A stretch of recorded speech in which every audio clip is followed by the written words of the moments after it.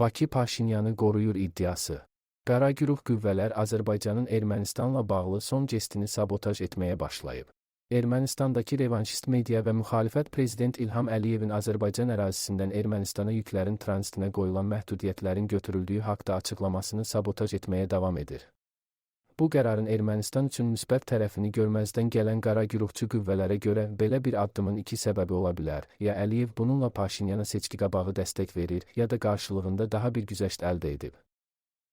Bu barədə Hraparak nəşri yazıb. Ermənistan müxalifəti öz növbəsində keçmiş Laçın dəhlizinin güya vaxtilə blokadaya alındığını xatırladaraq taxılın nisbi təhlükəsizliyinə şübhə ilə yanaşıb. Nəşr yazıb ki, güya hakim komanda daxilində də bir çoxları baş verənləri inamsızlıqla qəbul edirlər. Təbii ki, erməni müxalifəti və onlara bağlı media resursları qərəzlidir. Ermənistanın xeyrinə nə olsa belə onlar buna skeptik yanaşır, Paşinyanı Azərbaycana işləməkdə ittiham edirlər.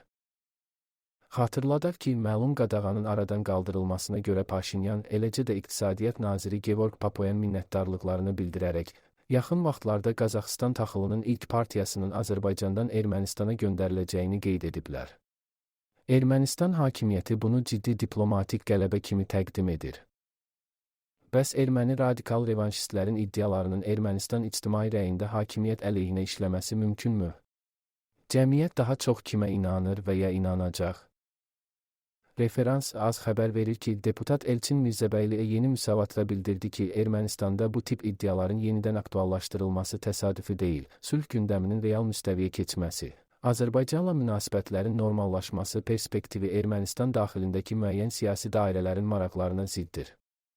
Revanşist media strukturları, xüsusilə də keçmiş hakimiyyətə yaxın qruplar üçün sülh prosesi ictimai təsir vasitələrinin itirilməsi deməkdir.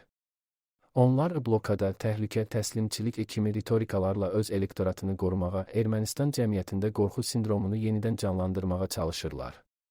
Bu ritorikanın kökündə isə müharibə psixologiyasından çıxmaq istəməyən siyasi zehniyyət dayanır.